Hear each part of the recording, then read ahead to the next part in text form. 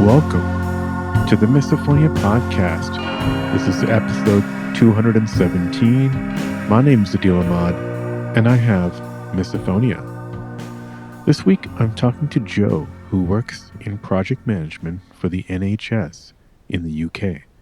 Joe's greatest miso issue currently is her noisy apartment, which has exacerbated her condition, leading to a lot of stress and frustration. Joe reflects on her childhood, particularly her relationship with her father, who has OCD and is a noisy person generally. She reflects on the challenges of navigating work environments, social connections, and family dynamics while managing her miso. Joe also explores the impact of misophonia on her relationships and the coping strategies she uses. After the show, let me know what you think. You can reach out by email at hello@misophoniapodcast.com or hit me up on Instagram or Facebook at Misophonia Podcast. By the way, please do head over and leave a quick rating wherever you listen to the show. It really helps drive us up in the algorithms. A few of my usual announcements. If you want to come on the show, just go to Misophonia Podcast and click the Be a Guest link. Thanks for the incredible ongoing support of our Patreon supporters. If you feel like contributing, you can read all about the various levels at patreon.com/Misophonia Podcast. All right, now here's my conversation with Joe. Joe, welcome to the podcast. Great to have you here. Hello. Did you want to tell us a little bit, I guess, kind of where you're located roughly and maybe a little bit about what you do? Yeah, certainly. So I'm currently living in Cardiff in Wales in the UK. And I work for the NHS as sort of project management sort of things. I generally work from home, have done for a few years now. And yeah, I've been in this my current apartment for coming up to a year and a half, which is kind of become my main misophonia trigger in recent times. But yeah, this is sort of home for me now. Yeah. Yeah, I mean, I guess a lot of people can probably relate to, getting a new home and wondering what it's going to be like. And there's only so much research you can do beforehand. Yeah, do you want to start there? Well, obviously get into your background as well, but what's going on? Is it external? Is it neighbors? Yeah. So as I say, I've been here for just over a year and a half now, and I was previously living in my hometown of Cheltenham, just over the border in England, and that was my first property, which is really, really exciting. But it was let's say it was, although it was more in town, it was a very well built building. It was very well soundproofed, and that I think is the main thing for me. Whereas here, although it's in a quieter location, I mean the back of the building overlooks a park area, so you know it's kind of rural, a bit more rural here. Yeah. Because of the age of the building, it's like I'm living with my neighbours. So to go from sort of peace and quiet to that is has been a bit of a shock. I mean, the place I was previously was a converted, very old building, and I shared a basement apartment with my partner at the time, and the guy who was living upstairs, he had children and he had wooden floors where he shared custody of the children. But all you would get really is, you know, they would come home all excited to see him, and they would just run around for a little bit, but that was it really. And I thought that was bad. Whereas this, as I say, is the worst it has been. And yeah, I starting to feel very much like a moaning old woman around my poor friends who do actually listen to me. And yeah, but it gets stressful. Yeah, for sure. How do you do anything to mitigate that? Like, discussing headphones or kind of adjusting your schedule or talking to them maybe? It it's difficult, isn't it? Because Yeah. we all work from home Mm-hmm. largely. So there is no respite. There's no sort of, oh, well, at least I know during the day I'm going to be completely alone. It's absolutely fine. And Right. he also has a young child, about six maybe, from a previous relationship that comes to stay every other weekend and a couple of days or couple of nights during the week. And at the moment, it's school holidays here in Wales. So my lovely, lovely friends who live close by, they've gone away with their children. And I've actually been staying at their house for the last few days. So I'm actually pretty chilled at Yeah. the moment Yeah. because I've had some respite from it. And at the same time, there's a couple of buildings nearby to me, and the one closest, they've been having something done. So they've had workmen over, sort of doing something to the outside of the house, and there's a lot of machine noise and Mm-hmm. things like that. And that's actually been quite nice. That doesn't bother me, and it's been covering up sort of the talking downstairs, because he works in the room below where I work, because I have sort of my bedroom and then a spare room, which is also doubles as an office. And Mm-hmm. he has his son over, which is good. I think that's how you should do. You should share duties as you can. And this is the thing, all they've been doing is just every now and again they'll just have a conversation, a little laugh, a little giggle, a little chat. It's nothing unreasonable, but it's Yeah. just that there is no soundproofing, so you can Right. hear everything. Like, she has a very bad cough thing Mm. that has been there the whole time, so this is obviously a compulsive thing.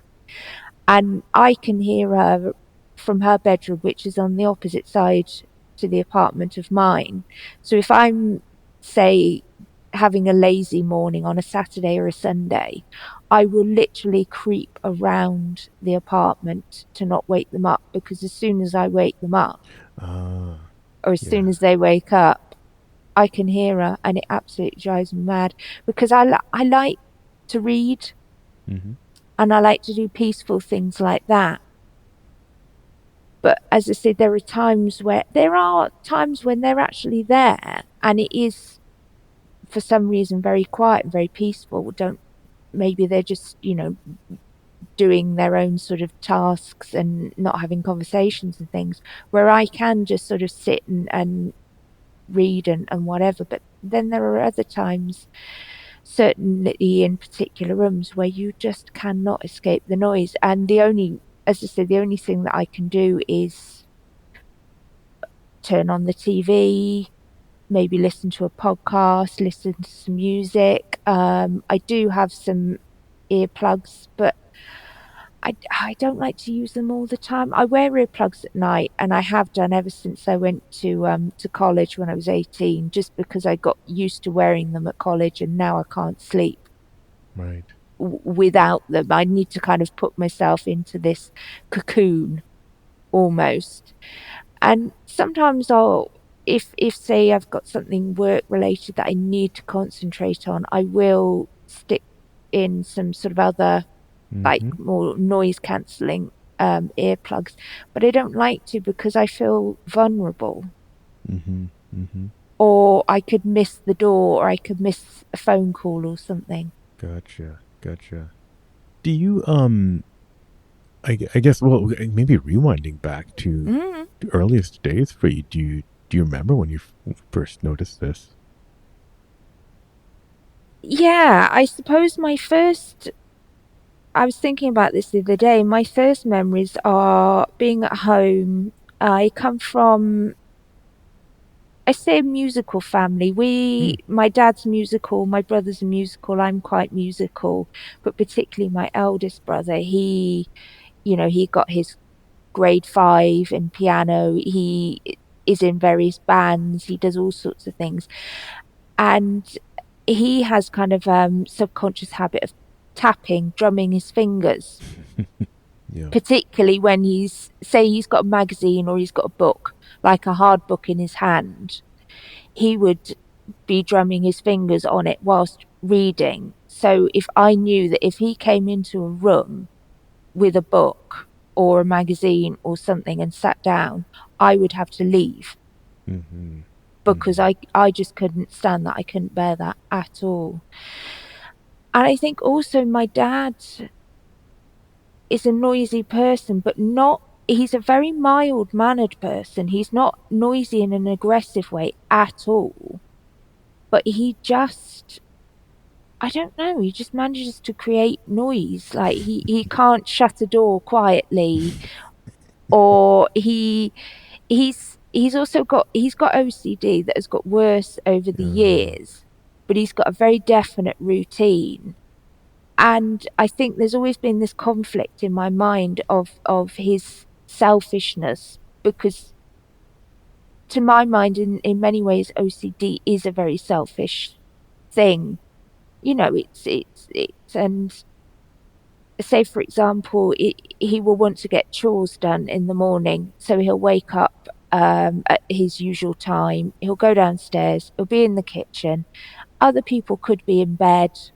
Gotcha. But if Yeah. he wants to empty the dishwasher, he will empty the dishwasher and he will make noise about it. He's not thinking about, Self-awareness, not mm, quite. am I making Yeah. noise for other people?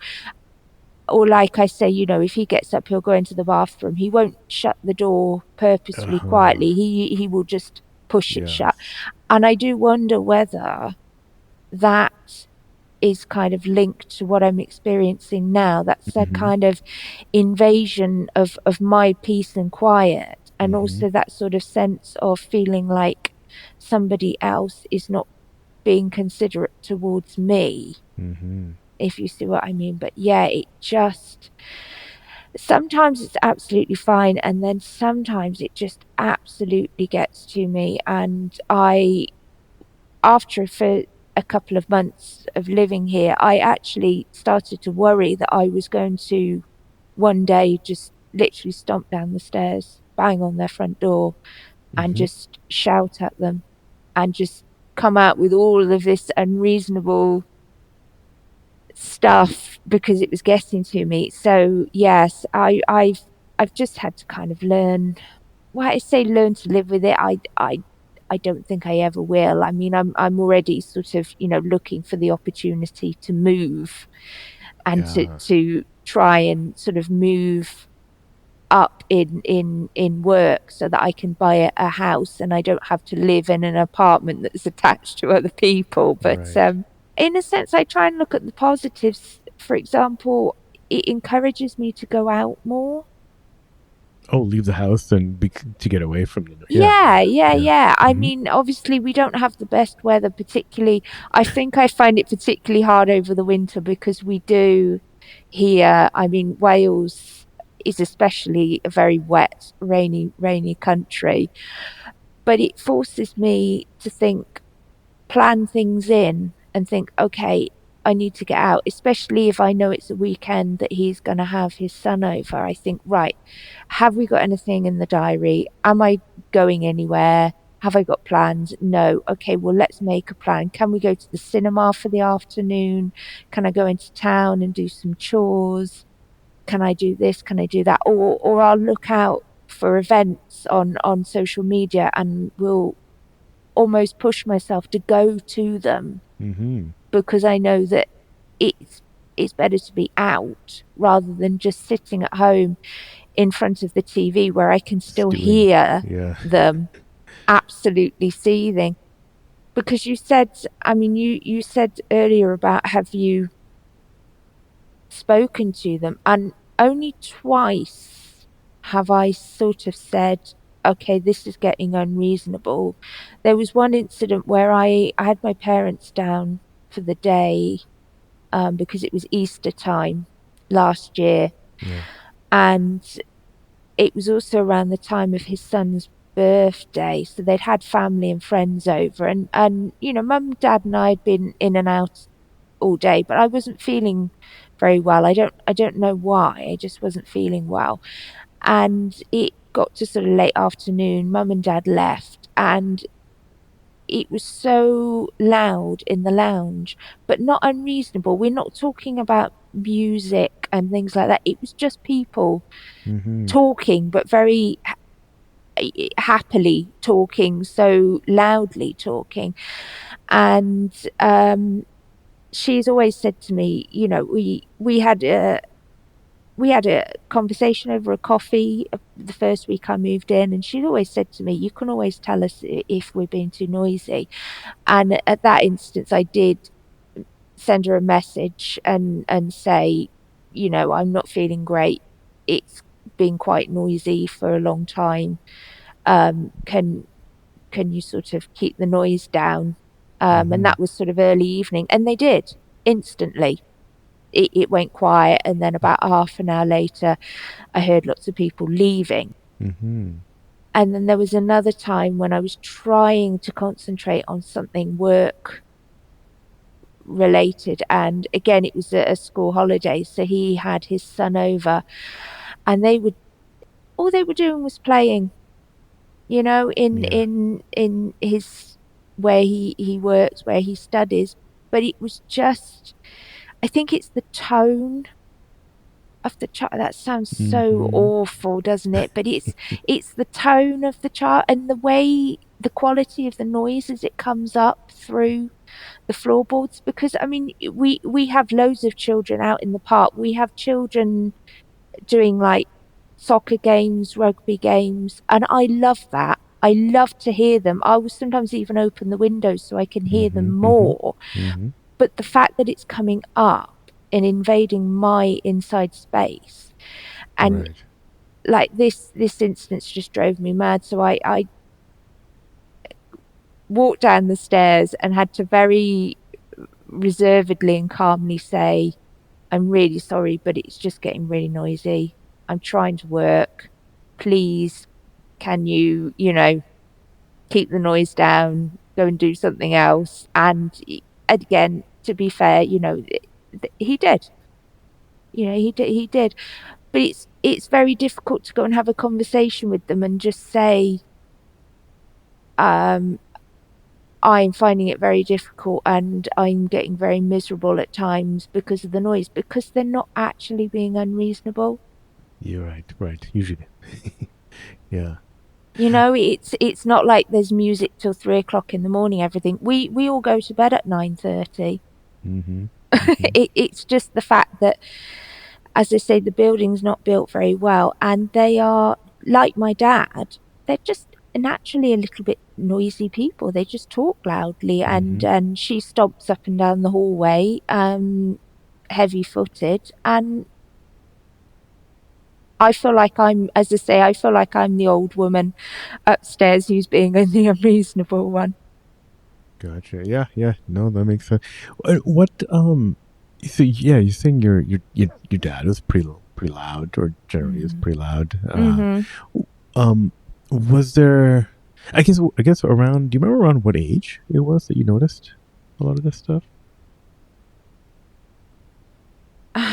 It's it's difficult, isn't it, to sort of think back, but I Yeah. always remember, even from very young age, say 5, 6, 7, Mm-hmm. you see, we'd be at home with mum after school, and then as soon as dad walked through the door, it was like the whole atmosphere changed and my heart would sink.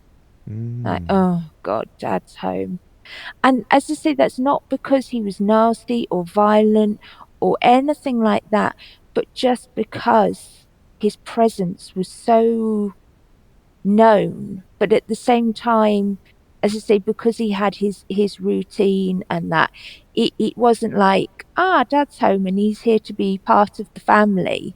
It was just like a ghost, a noise in the background as he's in the kitchen getting his own dinner because we've eaten separately, because he wants to eat separately, and he's upstairs making noise in the bathroom because he's got his sanitary routines and things like that. Do you see what I mean? And Yeah, so his and this was this diagnosed OCD?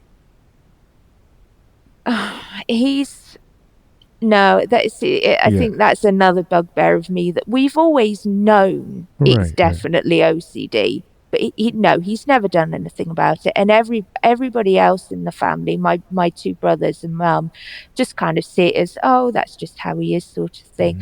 I mean, the Mm, problem is therapy in the UK is not so easy to come by as it is in the US yeah, yeah, because of our national health system. It's very much anything that's offered on the NHS is only offered to people who really, really need it because they yeah. can't afford to Right. give it to everyone.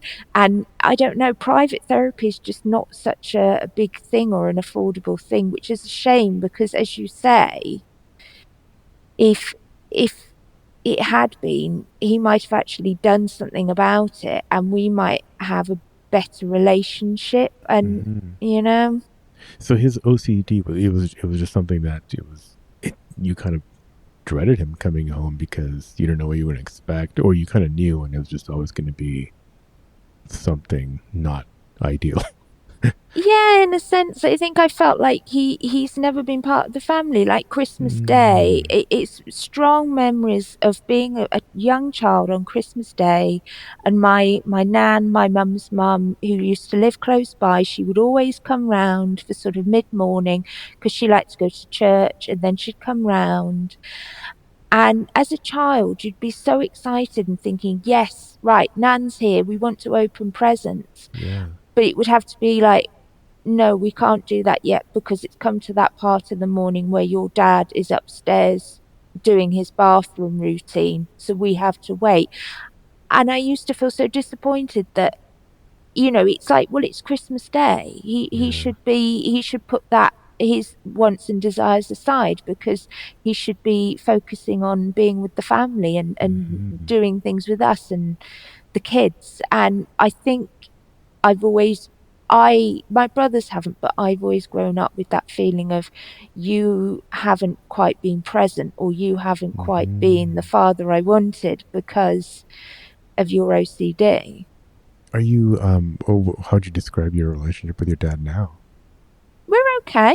Yeah. We're okay as long as I'm not mm, in the house with him for too Yeah. long. As long as Gotcha, I, I, gotcha. I couldn't live with him any longer.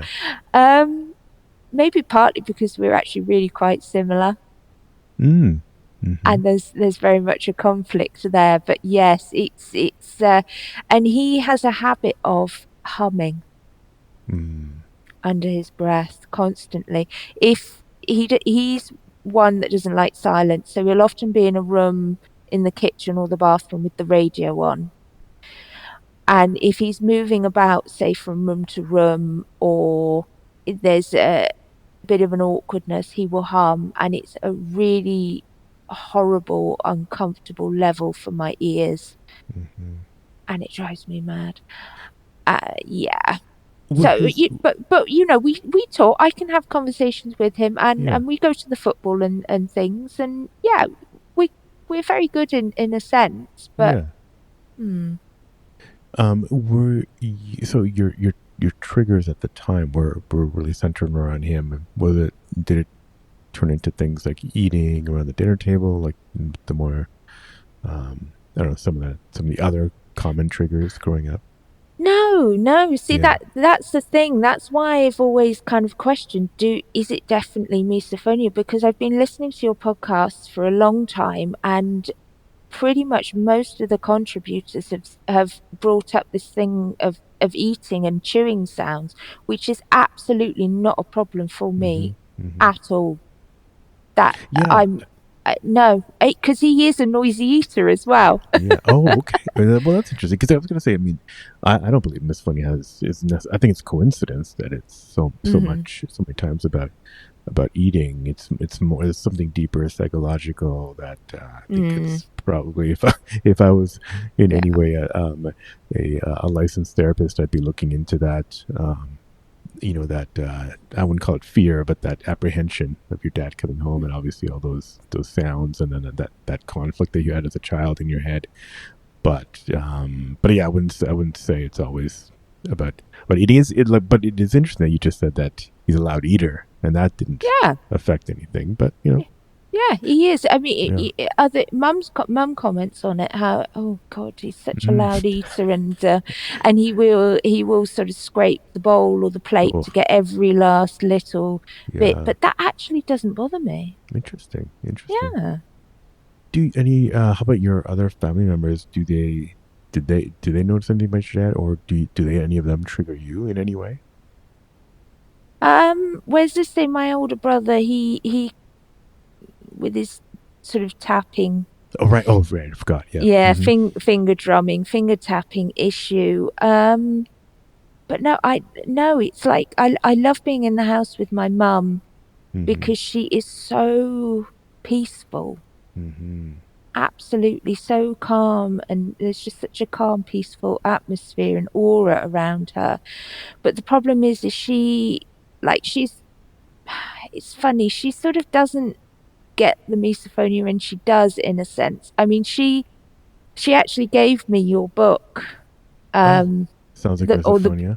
Yeah. that's it. She gave it to me as a sort of a Christmas present one year, in kind of, but in her mind it was sort of in jest, a sort of a joke of, oh, you Hey, we'll you take keep. it for the royalty check. Yeah. Yes, exactly. It's like, oh yeah, you keep complaining about your neighbours. Why don't you read this and work through it? And I'm sure that will fix you. Mm-hmm. And all of this, and just sort of that. Oh, don't worry about it. Don't let it bother you. Yeah, yeah, yeah. You've got a lovely flat. It's wonderful. I'm sure it's not that bad.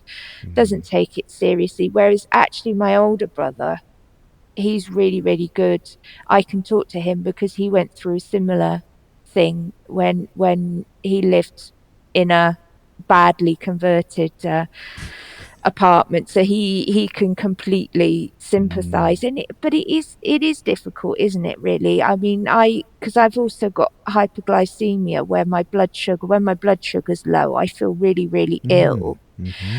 And people who don't experience that don't understand it. Like, my good friends do.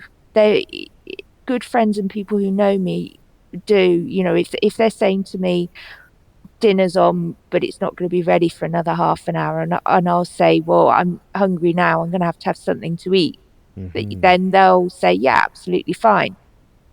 But there's some people who I'm sure will be baffled and sort of, well, you can't eat anything now because you're not going to want to eat later, and don't understand it. But in the same way that I can't understand somebody who's saying to me at 4 o'clock in the afternoon, I literally have not eaten anything all day, because that's just inconceivable to me. So I get it that it is difficult if you don't experience it.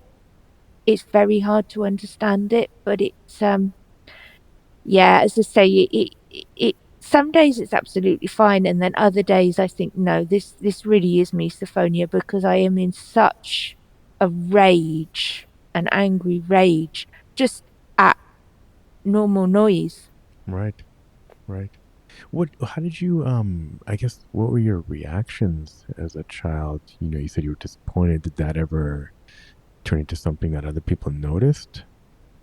Um, I'm sure, yeah, like several times I would sort of storm out the room Mm-hmm. if, as I say, my brother was finger tapping or something.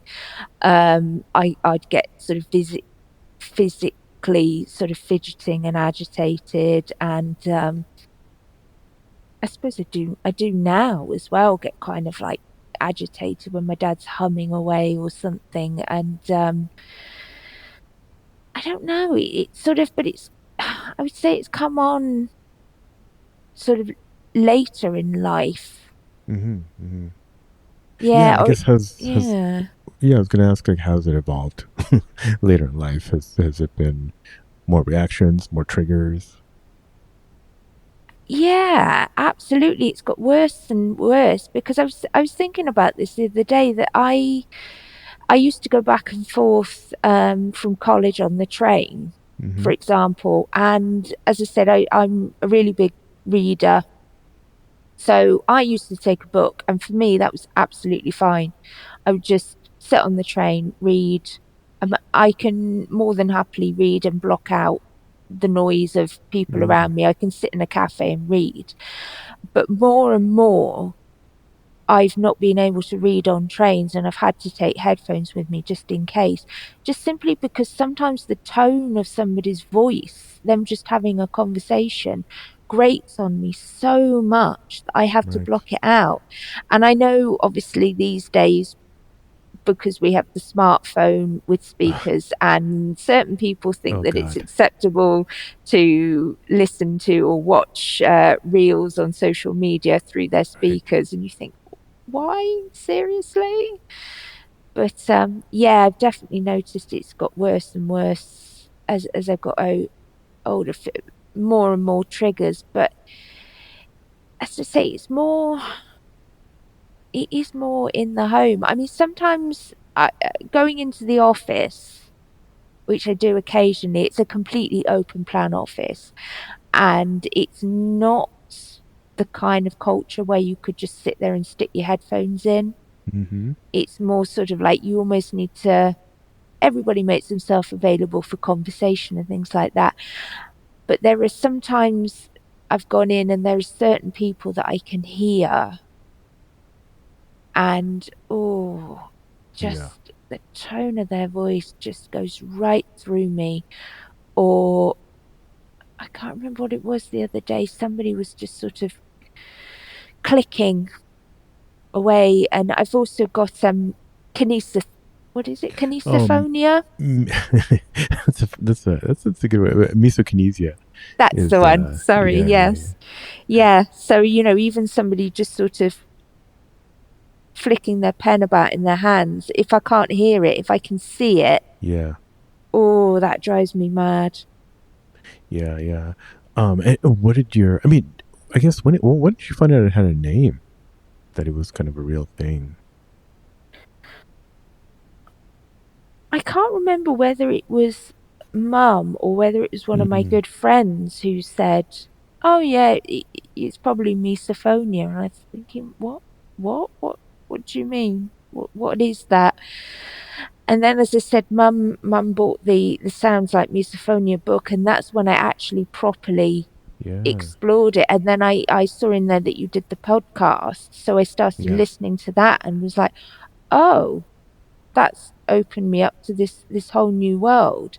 And that's only been in the last 2 3 years. Mm-hmm. And then listening to stories from all these contributors, it was like, wow, okay, yeah, so there are similar people out there like Yeah, me. yeah. Did you always tell your friends, or was it recently since you learned more about it? I think it's been more recently, but only Mm-hmm. because it's been such a problem in my life, if that makes Mm-hmm. sense. Mm-hmm. Like, I think, as I say, when I was living at home, or as a child in school, or the times when I've had to have moved back home for various reasons and live with my dad, I never really sort of thought about the noise and the misophonia. I just kind of assumed that I don't completely get on with him, so anything that he does is going to irritate me. Mm-hmm. But and that it just some certain noises, people whistling and things like that, I just thought, oh well, yeah, that's an annoyance, but it's something that comes and then it goes away. And I'd never really thought about it, but it wasn't until I moved, as I say, moved here, that it's really become a part of my daily life. And it feels like something that I have absolutely no control of, because in in most situations, as I say, with most triggers where you've got somebody, you're on public transport, there's somebody with a voice that's that's really grating, Mm-hmm. or there's somebody around who's whistling, you can cover those up and you know you're not going to be in the situation for very long. But when it's in your home environment and it's there and you can't leave because you've got a full day's work to do and you Right. can't just go somewhere else, it's really been, yeah. And then that's when I started talking to my really good friend about it, and she said, yeah, I think my partner's also got that. And Uh-huh. I talked to her very much about the episode, which I listened to a couple of times, absolutely, actually, the one where we were talking about highly sensitive people, Yeah, that comes up quite a few HSPs. times. Yeah, yeah. Yeah, Mm-hmm. and I was absolutely nodding along to every single descriptor, and I realized that is me. And I sent that episode to my friend, and she Mm-hmm. said, "Yeah, I think that is my partner." So I think it's not just. I really don't think it's misophonia is just a part of it. I'm just so highly sensitive to what's going on around me and so aware that it's very hard to sort of switch off. And I think that is a lot of the problem. Yeah, it's yeah, like I've said before on the podcast, I don't think Mm, misophonia. I don't whatever the overall or the root condition is. It's not just about sound. It's a amalgamation of sound and visuals from misokinesia, which I don't think is a necessarily completely separate phenomena. And then yeah, it's related to being a highly sensitive person, however mm-hmm. that's defined neurologically or biologically or or psychologically. So yeah, that's I was I was nodding along too to that and other episodes about it. Um, I guess how Absolutely. do you well see, you say you're working from home mostly now. When you go to the when you have gone to the office, kind of curious how that's been, Um, yeah, as I say, especially being at the NHS when they're supposed to be a little bit more open to health issues. absolutely. Yeah, as I say, it is a very open plan office in the building where I work, and but it's sort of constructed in a way that there's islands of desks, say about sort of like islands of 10 Mm-hmm. computers in one area, and my team, we will all kind of sit together, Mm-hmm. and there are other teams around, and there are some people, as I say, who the tone of their voice, the pitch of their voice grates, Yeah. but I just have to sit with it. I just have to sit with the discomfort because, as I say, people don't tend to put headphones on unless you're in a meeting or something. I don't know why. That's just not the way that we do things in the office. It's almost as if you've got to look as if, right, we're a team. Right. You're working with us, so you've got to be a part of us and part of conversations and things like that. But generally it's okay because things, as I say, eating isn't a trigger for me, so somebody could be sitting next to me and eating their breakfast absolutely fine. Yeah. um and yeah, there's not really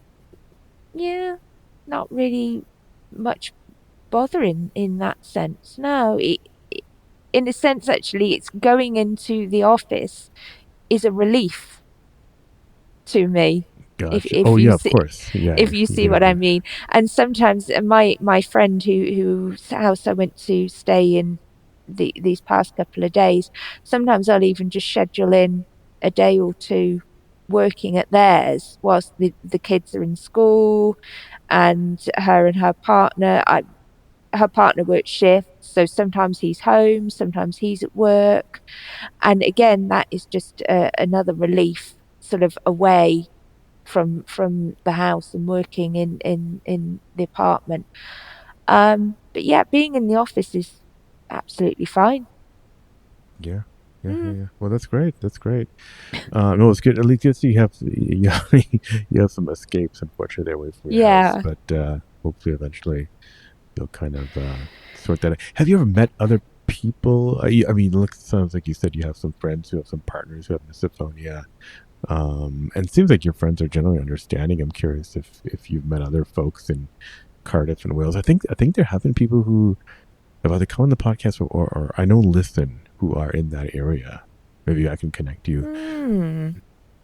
Yeah, no, I've not been aware of Mm-hmm. having met with anybody with misophonia. I'm sort of making social connections and meeting up with all sorts of groups and you know, working from home. I've made sure that I've joined a choir, I've joined Mm. netball teams, I've kept up with, you know, this and that and the other. I've joined up with so many communities, but I think I keep it to myself as well. I Yeah. mean, yeah, sure. I like I part of a hiking group and there can be sort of 50, 60 of us at a time. So Mm-hmm. yeah, I'm sure there are people there that have misophonia, but I the problem is I don't want, as I say, I don't want to come across as Yeah. the person who's just moaning about their neighbours, Yeah. Yeah. Right. Right. Right. because Makes that's sense. all it feels like at the moment. But no, I've not been aware even in work. I mean, the NHS Wales is really good at building networks, staff networks Mm-hmm. for all sorts of connecting all sorts of people, you know, outside of their actual work. But I've not seen anything to do with misophonia. I don't know if it's Hmm. such a big topic in the UK. There was a lot. I mean, there's a lot of people with misophonia in the UK. And there's a lot of research at the Uh universities. huh. And so, yeah, to me, it feels almost like a disproportionately large amount of people for the size of the country. Yeah. Um, but I think maybe UK English culture is very much kind of like keep it to yourself, Exactly. as long Yes. as possible, at least. So Yes. till it's time to write Yes. a book. So, um, well, cool. I guess we're kind of getting about 45 minutes in. Yeah. Yeah, I mean, I don't know anything else you want to share. But actually, I'm curious. Do you and your dad talk about misophonia? Like, does he point that No, out? Okay. no, no, no, no, no. Do you want me to talk to him about it? I'm just kidding. I don't talk to it about my parents. I don't talk Yeah. to my parents about these things, not because they would be nasty about it, but because they they're of that generation where it's, you know, oh, don't complain about it, just, you know, they want me to have more of a positive look on things because they want Yeah. me to enjoy and appreciate this flat, because in many ways it is a wonderful flat, and the fact that I've managed to get it. I've managed to purchase it by myself, Mm-hmm. knowing, you know, just knowing how expensive property is these days. Mm-hmm. That's what they want me to concentrate on. And they don't want to encourage any negative conversations about Mm-hmm. noise or disturbance. So no, no, no, no, no. We don't talk about stuff like that. No, no, no. Well, the fact that, you know, my dad's gone for all these years with OCD and has never done anything Yeah. about it. That just shows you what we don't talk about in my family. Right. Right. Right. And has that OCD with your dad affected his relationship with any of the other family members in any kind of? No, Yeah, no, no. no, no. It's just They a just quirk. Yeah. exactly, yeah. They just get on. I mean, yeah, of course, there are times when he drives mum mad because, you know, she's just mentioned that something needs doing and they're about to sit down to dinner, He's and still all in of the a sudden shower or something. he's off doing this chore that could have Yeah. waited till tomorrow. But I mean, that's just how it is. Couples always irritate each other over silly little things, Hmm. but no, no, no. It's mainly affected me, as Yeah. I say, because I've always had this feeling like I know he loves us and he appreciates the us three children, you know, being in his life. But I've always felt that he would be perfectly happy just on his own and not with us Mm. in his life. And Mm. because we interrupt his routine. Mm. Hmm. Is he aware of that, or is it just he's not really even aware of that? That. Hmm. I've certainly mentioned it, I'm sure, to my brother and possibly to my mum, but I haven't really discussed it with him, no. And Mhm. I wouldn't, because I don't think it would achieve anything. Yeah, yeah, yeah, yeah. No, I'm curious if he's Yeah. yeah if he's aware that his Oh no, no, no, yeah, no, no, no, no, no, no. He just sort of, almost sort of like head down, get on with the day, yeah. and just he's just so sort of in his own little world. That I don't think he's aware. And maybe because I'm the complete opposite, where I am so hyper aware of everybody around me and how everybody is feeling Mm. all of the Highly sensitive time, person. Yeah. that I kind of feel like he's being selfish, that he's not paying attention to how everybody around him is feeling, even though Hmm. he can't help it. That's just not how he is. You mentioned earlier that you said you it's you're very close. You're similar, very similar to your dad. Oh, How so? yes. If this seems like the opposite, there must be ways that you're similar. Um, I also feel like I have some OCD. I Mm. very much have, I very much feel comfortable in kind of a bit of a routine. And Hmm. I mean, the fact that I turned 40 this year. I live on my own. I'm happily living on my own. I'm open to a relationship, but I'm certainly not open to having children, because I like to be in control Hmm. of my life and my home environment. And I think that's very much like my dad. But Hmm. at the same time, I try and not let it affect other people. Say, for example, if I've said in my head, this is what I'm going to do for the evening, this is my plan for the day or the weekend or whatever, and then somebody says, "Oh, do you fancy coming and doing that?" In my head, I'm panicking and thinking, "Well, no, I can't, because I've already set a plan, Hmm. and Hmm. you now asking me to do this has completely ruined the plan." But I won't let it come out. I would just sort of take a breath and reassess, because I'm aware that I'm a bit obsessive, a bit controlling over things, and then sort of override it and do what I want to do, or, do what makes is going to make the other person feel happy. And yeah, Dad and I are very, very similar in that sense. We like things to be ordered, controlled. And I think there is a little bit of conflict when I'm in their house, because I want to do things ordered in this way, but he wants to do things ordered in that way. And he has his time routines and I have my time routines. And Hmm. yeah. Right. Yeah. Yeah. Yeah. Mhm. Well, interesting dynamic there. Mhm. Well, I also you did mention couples have their way of knowing each other. How I don't know how has misophonia, I guess, or has it affected your relationships? I have never noticed it at Mm. all. Mm-hmm. Mm-hmm. My I've only been in two long-term relationships, and the one,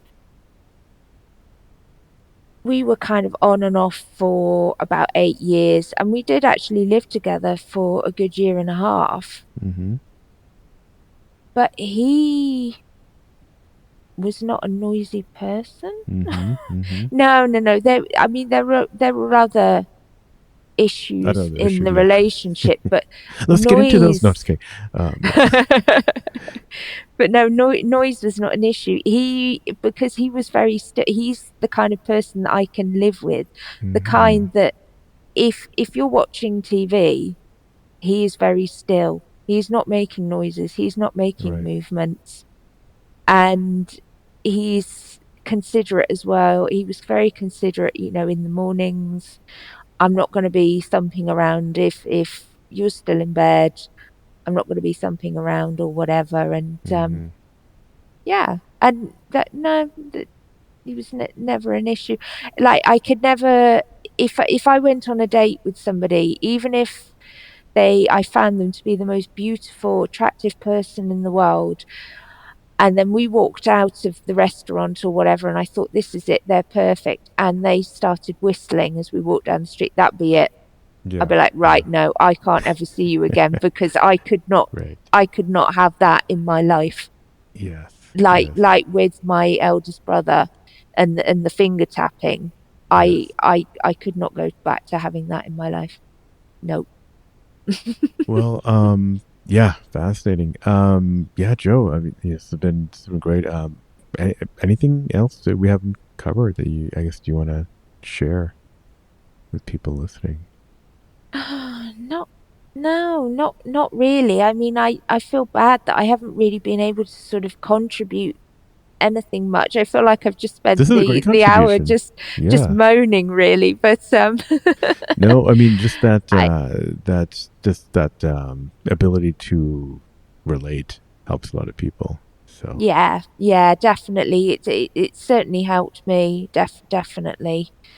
But yeah, just no, I think we've pretty much covered everything. yeah. And yeah, as I say, I know um it it's probably not ideal, but my plan is to kind of move out of the Mm-hmm. situation. Mm-hmm. For the time, I'm just going to have to live with the discomfort and deal with it. But I suppose my plan is to escape the situation at some point, and hope that the next situation is not going to be as next living situation isn't going to be as noisy. But as I say, outside noise is absolutely fine. That does not bother me. So I could happily live next to a busy railway or a busy road. That would not bother me at all. It's just noise inside the house, which did start to make me think, well, is there a link with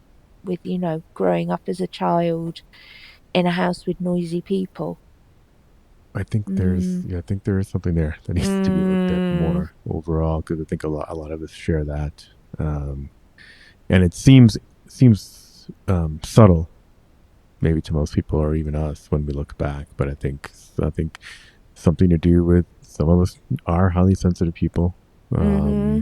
and in a in a species that's evolving, sometimes there's variation, and sometimes some people are just overly sensitive to things like that, and maybe our modern living situations don't always fit with that Yeah, that need. absolutely, absolutely. And it did make me think of um I think it was particularly in the book Sounds Like Misophonia, the idea of the meerkat, and maybe Hmm. especially the fact that I live on my own. Kind of Hmm. my senses are particularly heightened because I'm constantly on alert for noises inside, Hmm. if you see what I mean. Outside noises, that's fine because that's stuff going on outside, but Right. just in case there's something inside, because there shouldn't be noise in my apartment when it's just me, if Right. you see what I mean. Right. Hmm. Well, yeah. Well, thanks again, Joe. This has been No, great. thank you. Thanks again, Joe. Like I said, a lot of people will relate, and thanks for coming on the show, and just for listening. It's cool to hear about people learning about the show from the book. Sounds Like Misophonia. If you liked this episode, don't forget to leave a quick review or just hit the 5 stars wherever you listen to this podcast. You can hit me up by email at hello@misophoniapodcast.com or go to the website misophoniapodcast.com. It's even easier just to send a message on Instagram at Misophonia Podcast. You can follow there on Facebook, and on X, it's the Misophonia Show. Support the show by visiting the Patreon at patreon.com/Misophonia Podcast. Theme music, as always, is by Moby. And until next week, wishing you peace and quiet.